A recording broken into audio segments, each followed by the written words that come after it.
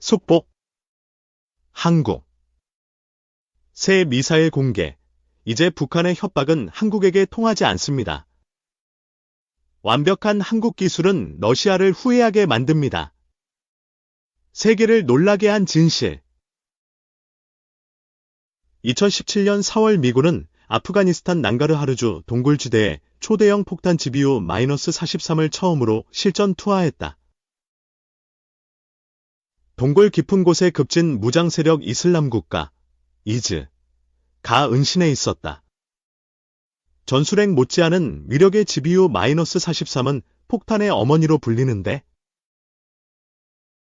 당시까지 비핵폭탄 중 가장 강력했다. 폭발 반경 1.6km. 흔적 없이 사라지는 반경만 300에서 500m다. 공격 뒤 도널드 트럼프 미 대통령은 매우 성공적이었다고 평가했고, 실제 동굴 속 IS 대원들이 몰살했다. 당시 외신은 북한에도 경고 메시지를 주려는 의도가 있었다고 전했다. 올해 국군의 날에 괴물 미사일 현무-5가 처음 공개됐다. 기존의 가장 강력한 미사일이 탄두 중량 2톤인 현무-4인데, 현무-5는 8톤으로 세계 최대 규모다. 발사관 길이만 20m다. 북한이 선제 공격하면 반격 때 쓰는 대량 응징보복, 캠PR, 수단이다. 현무 시리즈는 북지휘부가 은신한 지하벙커를 파괴하는 미사일로 개발됐지만, 현무-5의 등장은 그 의미를 넘어선다. 워낙 강력한 폭발력으로 북한 지도부 거주 지역이나 주요 군사시설을 초토화할 수 있는 것으로 알려져 있다. 현무-5가 어느 정도 무기인지 추정할 수 있는 일화가 문재인 전 대통령 회고록에 나와 있다. 2017년 6월 문 대통령은 국방과학연구소 시험장을 찾았다. 현무-2 시험 발사가 있던 날이다. 당시 미사일형 구실장은 발사 성공 뒤 대통령 앞에서 감격의 눈물을 흘렸다. 현무-2는 사거리 800km, 탄두 중량 500kg이다. 연구실장은 대통령한테 우리가 2톤만 실어 쏠 수 있으면 핵폭탄에 버금간다면서 미국이 맡고 있던 사거리와 탄두 중량 제한을 풀어달라고 요청했다. 이후 문 대통령은 트럼프와 후임 조 바이든 대통령을 끈질기게 설득해 2021년 5월 마침내 미사일 지침 종료를 이끌어냈다. 사거리와 탄두 중량 제한이 다 풀렸다. 그 결과물이 GBU-43 못지않은 위력의 현무-5다. 탄두 중량 2톤만으로 핵폭탄에 버금간다는데 하물며 8톤이면 위력이 어느 정도일지는 미뤄 짐작할 수 있다. 4톤만 해도 엄청난 규모의 중량이지만 이를 월등히 앞선다. 탄두 중량이 무거울수록 관통력이 커져 지하시설 파괴는 오히려 핵폭탄보다 더 낫다는 분석도 있다. 탄두 중량을 늘리고 사거리를 줄이면 파괴력은 더 커진다. 북한의 도발 강도가 세지거나 미국의 정권 교체기가 되면 한미 조야에서 을에 나오는 게 핵무장론이다. 윤석열 정부를 포함해 한반도 비핵화가 우리 안보 정책의 근간인데도 극우 성향 정치인들이나 논객들이 입버릇처럼 내놓는 주장이다. 북한이 31일 대륙간 탄도미사일 ICBM을 쐈으니 머지않아 그런 주장이 또 나올 것이다. 하지만 말로는 쉬워도 한국의 자체 핵무장, 전술핵 재반입, 핵연료 재처리를 통한 핵잠재력 확보, 나토식 핵공유 등 핵무장론 어느 하나도 현실화되긴 쉽지 않다. 미국 정부부터 다 반대한다. 이런 주장이 북한 핵 위협에 불안해하는 국민들을 안심시켜주느냐 하면 그렇지도 않다. 오히려 북한 핵 공포를 더 키우는 역할을 하고 주장과 달리 핵무장이 사실상 불가능하다는 걸 깨닫게 해줄 뿐이다. 한마디로 현실성 없고 불안을 키우는 무책임한 주장인 셈이다. 현무-5 등장을 보면서 이제는 그런 공허한 주장이 잦아들지 않을까 기대해본다. 물론 현무-5가 있다고 핵 균형을 이루거나 핵무기의 광범위한 살상력이 확보되는 건 아니지만 북한이 감히 공격에 나서지 못하도록 하는 전략적 억제 수단으로선 결코 무시하지 못할 무기임에 틀림없다. 아무리 그래도 핵무기만 하겠냐고 말하는 사람이 있을지 모르나 대부분 우리 미사일 사거리 내에 포진한 북한의 주요 군사시설을 타격하고 여차하면 도시 핵심부를 초토화할 수 있는 수준이면 억제 전력으로서 충분히 의미 있다. 불특정 다수의 평양 주민을 대규모로 살상하겠다는 게 아니면 굳이 그 이상의 무기가 필요한지도 생각해봐야 한다. 북한과 대화를 하면서도 우리의 억제 전력을 획기적으로 강화하는 데 기여한 문재인 정부나 완성된 현무-5를 국군의 날에 등장시켜 북핵 사용 시 그날이 정권 종말의 날이라고 강력히 경고한 윤석열 정부 모두 박수받을 만하다. 이제 극우 농객과 정치인들도 공허한 핵무장론 대신 우리가 가진 고인력 억제 무기에 대한 재평가를 통해 이에 대한 배치 확대의 목소리를 보태면 좋을 것이다.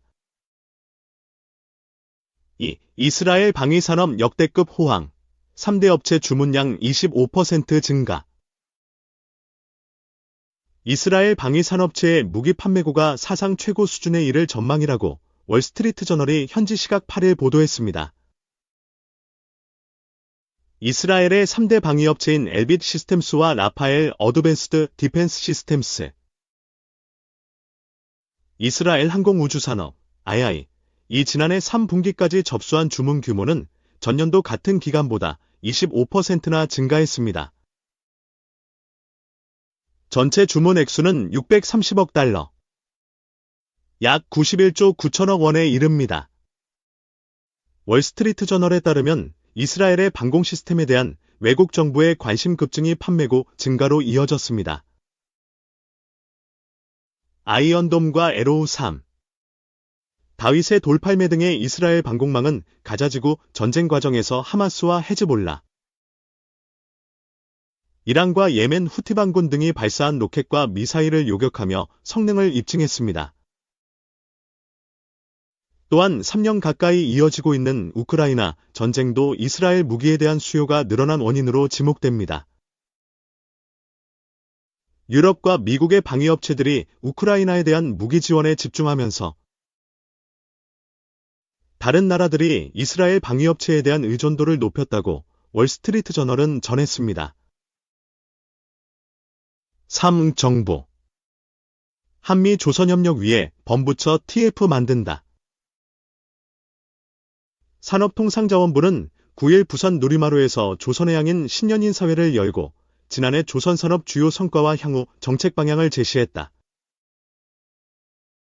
신년인사회에는 박동일 산업부 제조산업정책관, 최성한 한국조선해양 플랜트 협회장, 이상균 시리현대중공업 대표, 김희철 하나오션 대표 등 조선 해양 플랜트 분야 산학연 인사 100여 명이 참석했다.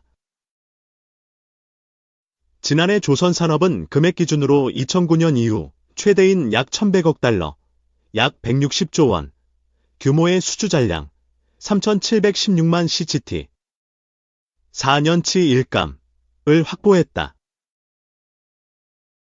또 작년 조선산업 수출액은 7년 만에 최대치인 256.3억 달러를 기록했다. 질적으로도 9년 연속 렌즈 운반선 수주 세계 1위를 기록하는 등 대형 고부가선 중심의 수주가 이어지고 있다. 이러한 선별 수주 전략에 힘입어 조선 3사는 작년에 13년 만에 동반흑자를 기록하는 등 K조선의 약진은 앞으로도 이어질 것으로 예상된다. 조선인력도 2017년 이후 처음으로 12만 명선까지 회복되는 등 늘어난 수주 일감을 적기에 건조할 수 있는 기반이 마련됐다. 실제 작년 선박 건조량은 2016년 이후 최대 규모인 1,126만 CGT, 전년 대비 22% 증가를 기록했다. 정부는 올해 조선산업 주요 정책 방향도 제시했다. 우선 한미 조선협력을 K조선 도약의 발판으로 만들기 위해 범부처, TF 등을 꾸려 한미 상호 윈윈할 수 있는 조선협력 패키지를 마련한다. 렌즈 운반선 뒤를 이을 수소 운반선, 암모니아 추진선 등 K조선 차세대 5대 먹거리 육성 전략은 하반기 중 마련키로 했다. 조선기자재 업체의 경쟁력을 획기적으로 개선하기 위해 RD 실증 사업화 등 전주기에 걸친 지원 방안을 담은 조선산업 소부장 강화 방안도 상반기 중 수립한다는 계획이다. 4. 방사청 폴란드 무기 수출 차질 설 사실 아냐. 현대로템 한화에어로 반등. 방위사업청이 폴란드와 차질 없이 방산 협력을 이어가고 있다고 밝히면서 현대로템 54,100원 900-1.64% 과 한화에어로스페이스 392,000원 9,002.35% 주가가 반등했다. 현대로템 주식은 9일 코스피 시장에서 54,100원에 거래를 마쳤다. 전날보다 주가가 1.64%, 900원 내렸다. 다만 장 초반 58,800원까지 밀렸다가 이후 회복 흐름을 보였다. 한화에어로스페이스 역시 이날 장 초반 363,000원까지 하락했던 주가가 종가 392,200원까지 상승했다. 종가 기준 전날보다 2.35%, 9,000원 올랐다. 두 종목 모두 전날 한 매체가 군과 방산업계 관계자들의 말을 인용해 폴란드 정부가 계엄을 기점으로 방안을 무기한 보류했고, 이에 따라 방산 수출에도 차질이 빚어지고 있다는 취지의 보도를 한 영향으로 주가가 흔들렸다. 하지만 방사청은 자료를 내고 보도가 사실이 아니라고 반박했다.